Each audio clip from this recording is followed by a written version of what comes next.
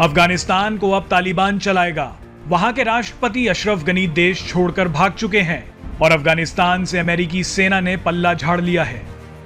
एक सवाल आपके मन में भी उठ रहा होगा कि आखिर 20 सालों से दुनिया के सबसे शक्तिशाली देश अमेरिका से ट्रेनिंग ले रही करीब 3 लाख सुरक्षा बलों की अफगान सेना कैसे 75,000 तालिबानी आतंकियों के आगे ताश के पत्तों की तरह ढह गई और तालिबान के आगे घुटने टेक दिए। कुछ रिपोर्ट्स के मुताबिक बिना तालिबान और अफगान सेना के आपसी तालमेल के बिना ये मुमकिन नहीं था।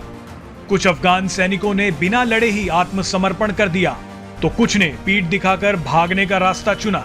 तालिबान और अफगान सेना के करीब आने का एक ये भी कारण था कि वहां की हुकूमत भ्रष्ट थी।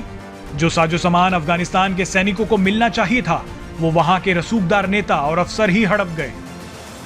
अफगानिस्तान के बल्ख प्रांत के पूर्व गवर्नर अता नूर, जो मज़ार शरीफ पर तालिबान का कब्जा होने के वक्त स्थानीय नेता की कमान संभाल रहे थे, उन्होंने भी अफगान सुरक्षा बलों की वफादारी पर सवाल उठाया। उन्होंने ट्वीट पर लिखा, हमारे कड़े प्रतिरोध के बावजूद दुख की बात है, एक बड़े कायराना साजिश के नतीजे में सभी सरकारी उपकरण तालिबान को सौंप दिए गए। हाल ही में अमेरिका के राष्ट्रपति जो बाइडेन ने जिस अफगान सेना पर भरोसा जताते हुए कहा था कि वो तालिबान को कभी वापस नहीं आने देगी, तो फिर कैसे उस अफगान सेना ने 10 दिनों के अंदर ही तालिबान के आगे घुटने टेक दिए। Is the Taliban takeover of Afghanistan now inevitable? No, it is not. Because you have the Afghan troops at 300,000, well equipped as any army in the world, and an air force, against something like 75,000 Taliban.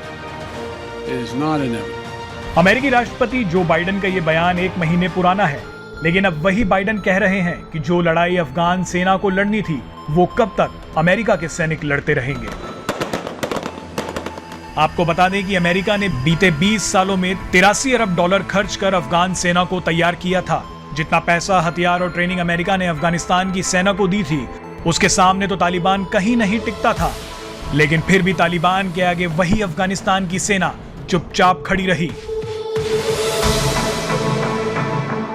कुछ experts की माने तो तालिबान सिर्फ बंदूक के बल पर अफगानिस्तान पर कब्जा नहीं कर सकता था। इसीलिए तालिबान ने कुछ अफगान नेताओं के अलावा कई मिलिट्री कमांडरों को पहले से ही अपनी तरफ कर लिया था। उन्हें आश्वासन दिया गया था कि अगर वो तालिबान के खिलाफ बंदूक नहीं उठाते तो उनकी और उनके परिवार की जान बख्श दी जाएगी। तालिबान ने एक सोचे समझे प्लान के तहत अफगानिस्तान की जनता के दिमाग में ये बात ठूस दी थी कि आज नहीं तो कल तालिबान का ही राज वापस आना है।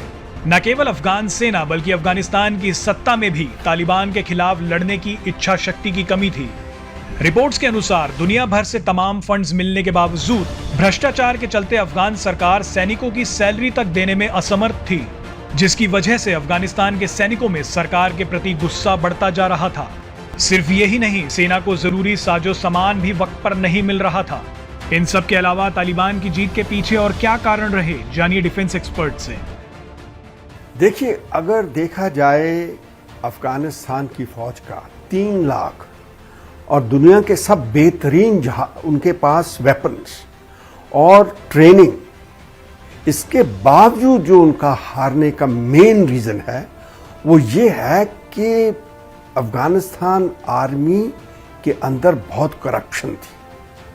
उनके पॉलिटिकल लेवल के ऊपर, ब्यूरोक्रेटिक लेवल के ऊपर और आर्मी का जो टॉप ब्रास था, उसके अंदर ज़्यादा करप्शन होने से जो सिपाही जो होता है, जिसने फ्रंट पे लड़ना है, उसकी इच्छा शक्ति जो होती है वो तोड़ देती है। जब उसको पता लगता है कि उसको तो पैसे तो मिल ही नहीं रहे, उसकी जो पगार है अगर वही उसको नहीं मिल रही उसकी रोजी रोटी के लिए, तो फिर उसकी जो स्पिरिचुअल जो स्पिरिट होती है लड़ने की, उसकी जो इच्छा शक्ति होती है, विल होती है, वो बिल्कुल टूट जाती है। तो मैं समझता हूं कि ये एक सबसे बड़ा रीजन निकल के बाहर आ रहा है। दूसरी बात ये कि जो दहशत तालिबान की थी, जो साइकोलॉजिकल मनोविज्ञान का जो उनके ऊपर एक इफेक्ट था, वो बहुत भारी था। क्योंकि उनके जो एक्सिक्यूशन करने के तरीके हैं, जैसे कि बीहेडिंग हुआ, लटका देना, हैंगिंग कर देना, गोली मार देनी विदाउट एनी ट्रायल, और जिसको हम कहते हैं कि वो ट्रिगर हैप्पी रहते, रेप करना, एक्सटॉर्शन करना, ऐसी जो चीजें थी, इससे उसकी जो सिक्योरिटी फोर्सेस थी, उनके जो आम लोग थे, जहां आम जवान लड़ने वाले थे, सिपाही लड़ने वाले थे, वो डरे हुए थे। तो इसकी वजह एक ये है।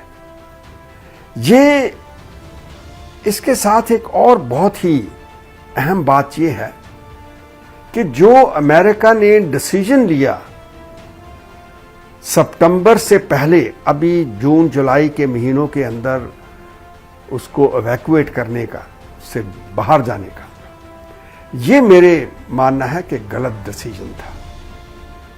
क्योंकि ये मौसम जो होता है अफगानिस्तान के अंदर, ये तो ऑफेंसिव के लिए होता है।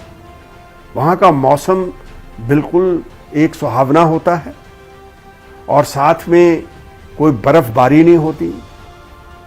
तो ये जो मौसम, टाइमिंग, सीजन था, इसका साथ तालिबान को मिला। अगर अमेरिका इवैक्यूएशन अपनी जो करना था नवंबर दिसंबर के महीने में करता, तो फिर उनकी इतनी तेजी से एडवांसमेंट नहीं हुई थी। तो ये दो मेन रीजन मुझे लगते हैं जिनमें तालिबान ने पूरे का पूरा फायदा उठाया।